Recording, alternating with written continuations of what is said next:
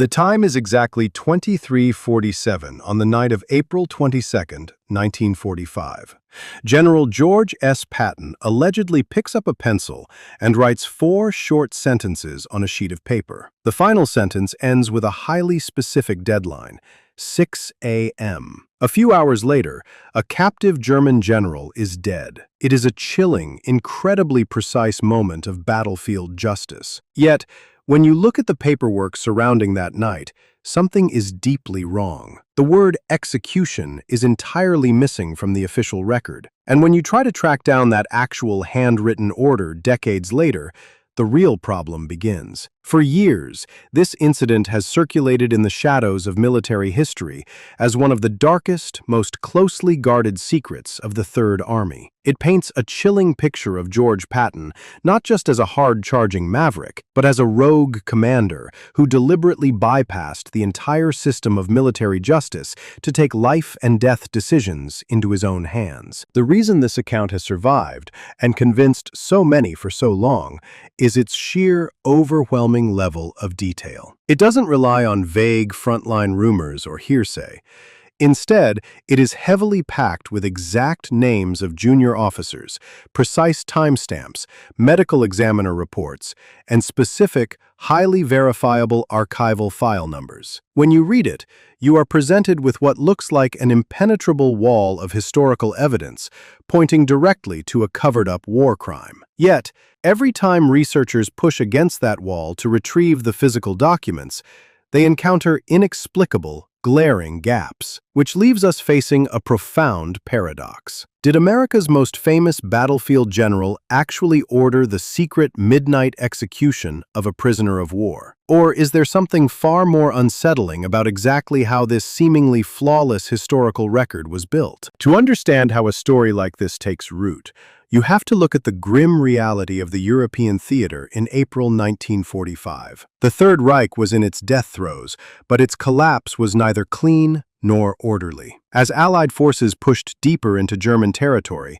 the conventional war of front lines and tactical maneuvers gave way to a chaotic, grueling advance through shattered cities and fanatic pockets of resistance. More importantly, it was during these final weeks that American troops began to uncover the true, horrific scale of the enemy they were fighting. The liberation of concentration camps and the discovery of localized atrocities were pushing frontline soldiers and their commanders to the absolute edge of their psychological endurance. The conventional rules of military justice, designed for formal tribunals and orderly courtrooms, suddenly felt entirely inadequate for the scale of institutional cruelty being unearthed every single day. It is into this volatile, emotionally charged atmosphere that the legend places a highly specific sequence of events. According to the deeply detailed accounts that have circulated for decades, the flashpoint occurred in the chaotic aftermath of the battle for Aschaffenburg. The city had seen fanatical resistance,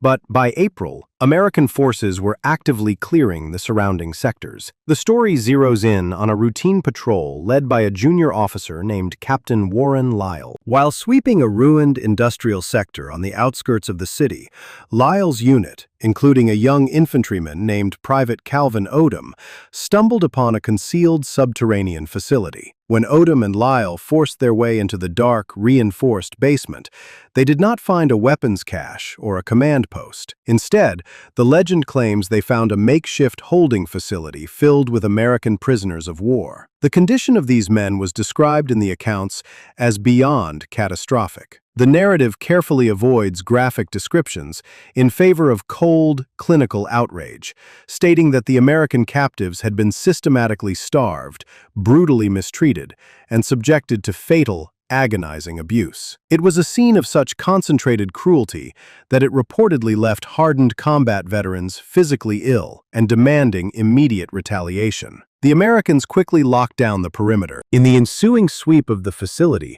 they captured the man reportedly in command of the site. He was not a low-level guard or a desperate conscript. The accounts identify him by his full name and rank: German General Maximilian Otto Harris. According to the story, Harris was the senior officer directly responsible for the operation of this specific basement and the systematic destruction of the American soldiers held inside it. When confronted by Captain Lyall and his men, the captive general was allegedly arrogant and unrepentant, creating a perfect, infuriating antagonist for the events that were about to unfold. But the story does not rely merely on the emotional shock of the discovery. Its persuasive power comes from what supposedly happened next: the immediate deployment of the American military bureaucracy. The legend states that a medical detachment arrived within hours, meticulously documenting the fatal neglect and physical trauma inflicted upon the prisoners. More crucially, the legal machinery of the Third Army was reportedly thrown into overdrive. An extensive, ironclad legal dossier was drafted almost overnight by a military lawyer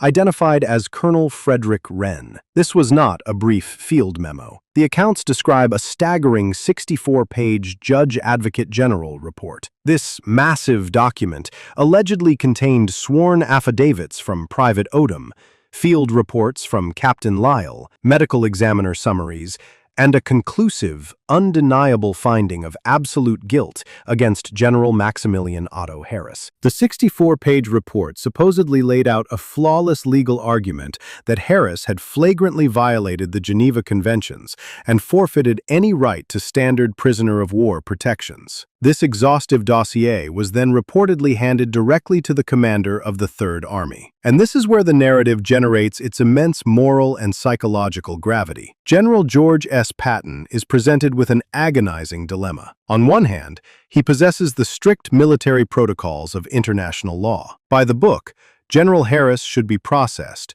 transported to a rear echelon internment camp, and eventually handed over to a post-war tribunal. That process would take months, perhaps years. It would involve defense attorneys, bureaucratic delays, and the agonizing possibility that a man responsible for the fatal abuse of American soldiers might somehow slip through the cracks of a post-war legal system. On the other hand, Patton is standing in the ashes of a destroyed regime, holding 64 pages of undeniable proof, with the blood of his own men fresh on the hands of the arrogant prisoner currently sitting in a holding cell. The conflict is framed as the ultimate test of command, a choice between the sterile, agonizingly slow machinery of international law and the visceral, heavy burden of immediate, decisive field justice. According to the legend, the pressure of that night culminated at 23:47. Faced with the 64-page indictment, the commander made his choice, bypassing the tribunals to deliver a permanent midnight verdict. It is a narrative that checks every single box of a compelling historical thriller.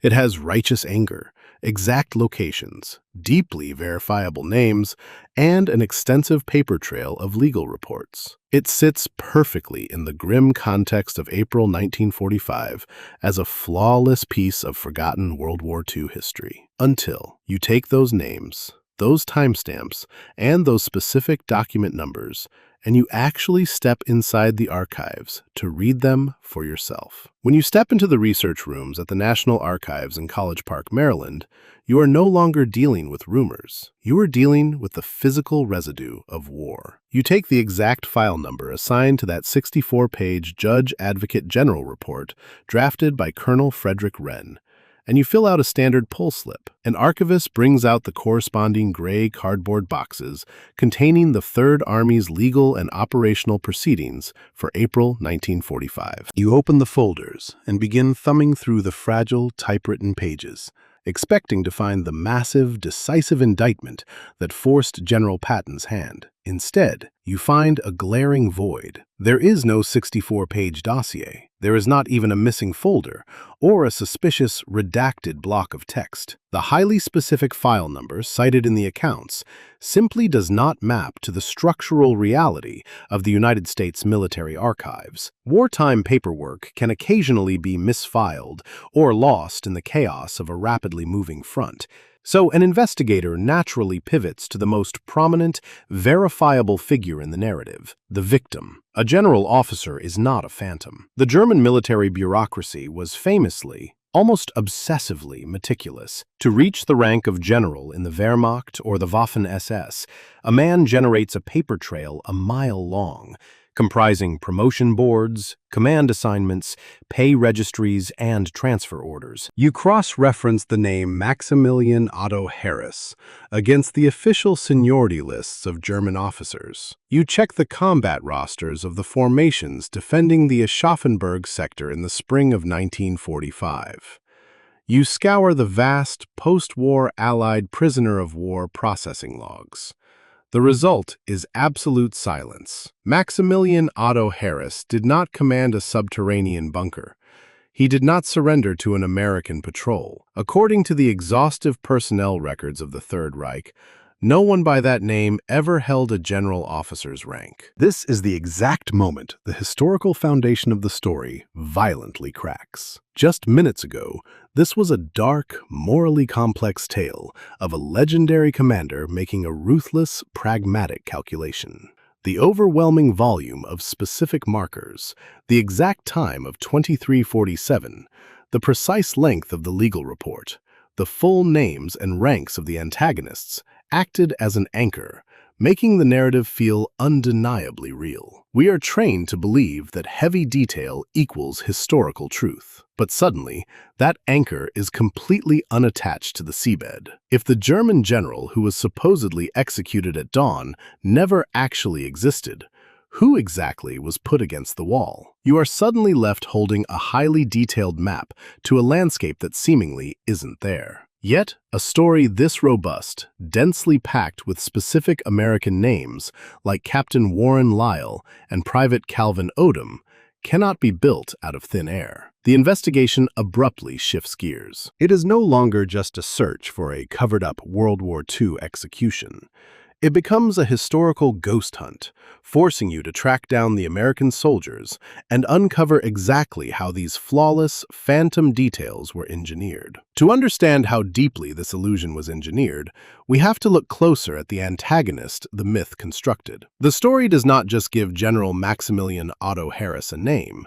It gives him a highly specific, infuriating psychological arc. According to the legend, when Harris was pulled from that subterranean bunker on the outskirts of Aschaffenburg, he was not a broken, desperate man. He was indignant. He played the part of the aristocratic Prussian officer to absolute perfection. The myth describes him standing amidst the horror of his own making, calmly brushing the dust from his uniform, and immediately demanding to speak to a senior American commander. The narrative claims he explicitly invoked the 1929 Geneva Convention relative to the treatment of prisoners of war, citing specific articles and demanding the standard protections afforded to a captured officer of the Third Reich. The story carefully constructs this arrogant posture to make his subsequent downfall emotionally satisfying. It tells us that Harris sat in a temporary American holding cell, supremely confident that the bureaucratic inertia of the Allied forces would protect him. He anticipated a comfortable internment,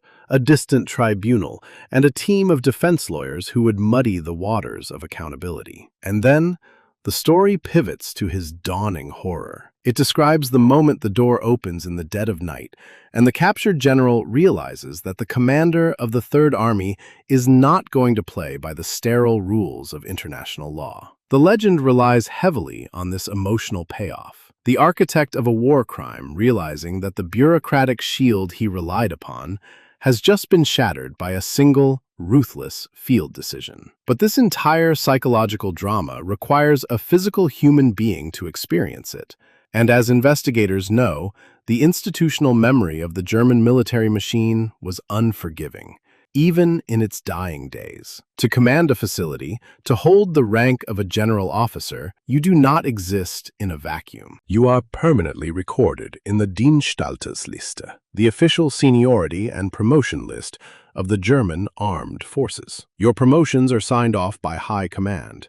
Your pay is distributed through military financial channels, and your transfers are logged in teletype communications. In April 1945, the German army was physically collapsing, but its administrative bureaucracy was still desperately trying to function, tracking its officers to the bitter end. Yet, a meticulous sweep of the Bundesarchiv, the German Federal Archives, yields absolutely nothing for a Maximilian Otto Harris. Not a general, not a colonel, not a major. There is no record of an officer by that name commanding any garrison, bunker, or penal facility in or around Aschaffenburg. There are no pay records, no promotion boards, and no capture reports in the massive post-war Allied prisoner processing logs. The arrogant general, demanding his Geneva Convention rights before facing midnight justice, is a complete phantom. He is a perfectly calibrated narrative device designed specifically to embody the exact type of unrepentant evil that would legally and morally justify George Patton's alleged execution order. If the victim is a ghost, the investigation must instantly turn to the accusers. If the German general did not exist, what about the men who supposedly uncovered the atrocity and captured him? The legend provides us with highly specific American witnesses, Captain Warren Lyle and Private Calvin Odom. These are not vague references to unnamed infantrymen. These are designated individuals with specific ranks, providing what the myth claims is the foundational eyewitness testimony that triggered the 64-page legal report. Tracking an American soldier in World War II is a highly structured, almost mathematical process. You do not just look for a name in a book. You look for the administrative footprint that every single soldier leaves behind from the day of his enlistment to the day of his discharge. At the National Personnel Record Center in St. Louis, Missouri, millions of documents trace the movement of every enlisted man and officer who served in the European theater. We know the location of the alleged event, the industrial outskirts of Aschaffenburg. We know the time frame, late April 1945. We know exactly which American infantry and armored divisions were operating in that specific sector, clearing German resistance. To find the witnesses, an investigator pulls the morning reports for the units operating in that grid square. A morning report is the fundamental daily diary of a United States Army company. It is filled out every single morning by the company clerk, listing every man wounded, killed, transferred, promoted, or disciplined, day by day, line by line.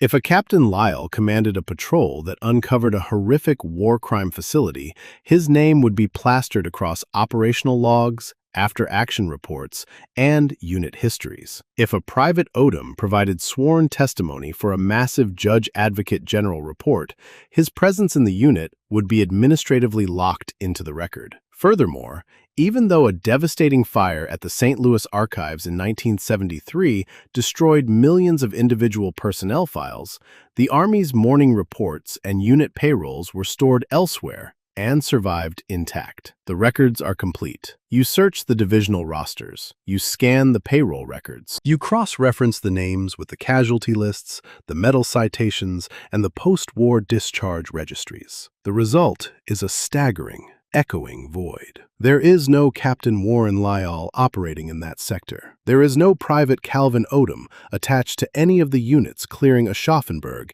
in April 1945. The two men whose horrifying discovery supposedly set this entire chain of events in motion simply do not exist in the United States military registry for that time and place. Just like the German general, they are meticulously engineered archetypes. The dutiful, hard-charging combat officer and the innocent, traumatized infantryman were conjured out of thin air to give the story a sense of undeniable, boots-on-the-ground authenticity. The complete evaporation of the patrol forces the investigation further up the chain of command, directly into the upper echelons of the Third Army's headquarters. Even if one were to argue that the frontline soldiers used pseudonyms to protect their identities, the legal machinery described in the legend cannot hide in the shadows. The entire narrative hinges on the rapid, ironclad drafting of a massive legal dossier that supposedly forced Patton's hand. And the story provides the exact name of the legal architect, Colonel Frederick Wren, the Judge Advocate General officer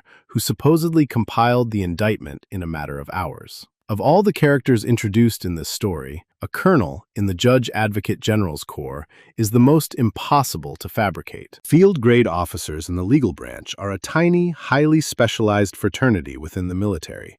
Their names are permanently etched into the court-martial proceedings, legal reviews, and command staff rosters of their respective armies. General Patton's Third Army had a dedicated judge advocate section, commanded by Colonel Charles E. Cheever. Today, we have the complete, unredacted staff directories of that headquarters. We have the lists of every military lawyer, prosecutor, and defense counsel assigned to Patton's staff from the beaches of Normandy, across France, through the Battle of the Bulge, and deep into Germany. You pull the organizational charts. You read through the rosters of the legal officers operating in April 1945. Colonel Frederick Wren is nowhere to be found. He is not listed as a deputy. He is not listed as a legal adjudicator. He does not appear in the directory of the United States Army Judge Advocate General's Corps for the entirety of the Second World War. The man who supposedly drafted the most consequential, highly sensitive legal document of George Patton's career is entirely fictional. The inclusion of his name in the myth is perhaps its most brilliant deception. The name Colonel Frederick Wren sounds authoritative. It carries the weight of brass, education, and bureaucracy. By assigning a specific name, a high rank, and a specialized department to the invisible hand of military justice, the architects of this legend ensured that casual readers would never question the existence of the paperwork. They manipulated our natural assumption that the sheer specificity of a name is absolute proof of its reality. We are wired to believe that nobody would invent a colonel in the JAG Corps unless that colonel actually existed, which brings the investigation to the final, most substantial pillar of the entire legend, the 64-page Judge Advocate General report itself. This is the document that was supposedly placed on General Patton's desk on the night of April 22nd, triggering the midnight execution order. In the popular imagination, a secret military report is just a single folder that a high-ranking commander can read in a dimly lit room, sign in blood, and lock away in a safe, leaving no historical trace. But that is fundamentally not how the United States Army operates. A 64-page legal dossier is not a single, isolated physical object. It is the culmination of a massive, noisy administrative supply chain. To produce a highly technical legal document of that length in a 1945 combat zone, you need an entire ecosystem of personnel. You need a team of military stenographers and clerks. You need typewriters hammering out multiple carbon copies. The affidavits from the medical examiners who supposedly inspected the American prisoners would have to be officially logged, assigned reference numbers, and filed in triplicate. The sworn testimonies of the soldiers would have to be notarized by a headquarters adjutant. Once assembled, the report would have to physically move through the chain of command. It would be logged into the incoming message registry of the Third Army headquarters. A desk clerk would note the exact time it was received. A staff officer would sign a routing slip to clear it for the commander's desk. The United States military did not do things off the books when it came to major legal paperwork. They documented the secrets meticulously, and then they classified the documents. The daily journals of the Third Army's G1 personnel and G2 intelligence sections are preserved in pristine condition. These journals record every operational decision, every intelligence summary, every prisoner transfer, and every major disciplinary action taken by the command staff, day by day, hour by hour. You pull the headquarters logs for the third week of April 1945. You trace the movement of paper through Patton's command post in the exact window of time the myth dictates. There is no record of a 64-page JAG report being generated, transmitted, reviewed, or received. There is no log of medical affidavits regarding a subterranean prison in Aschaffenburg. There is no reference number, no routing slip, no classified index card, and no restricted annex. The paper trail does not just run cold. It never existed in the first place. You are standing in the archives, looking at the complete, undeniable evaporation of a hyper-realistic myth. Watch what has just happened. Layer by layer,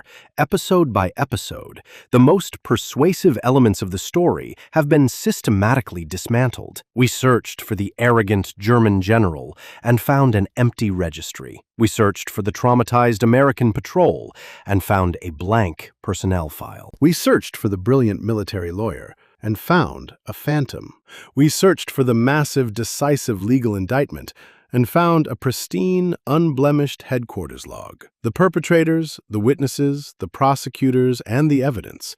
Every single load-bearing pillar of this dark historical thriller has been revealed as a calculated, deliberate fabrication. The legend has used the aesthetic of historical truth, precise times, specific ranks, exact page counts, to hijack our belief. It weaponized specificity, knowing that readers rarely check the footnotes if the story confirms their preconceived notions about a ruthless general in a brutal war. But this total collapse leaves us staring at a terrifying, unavoidable question. The entire framework leading up to the execution is a ghost. The people are fake. The report is fake. But what about the man at the center of the room? What about the infamous handwritten order, drafted at exactly 23:47 on April 22nd, demanding a midnight execution? If the preamble is a masterful forgery, what exactly was General George S. Patton doing on that specific night in the spring of 1945? What we are staring at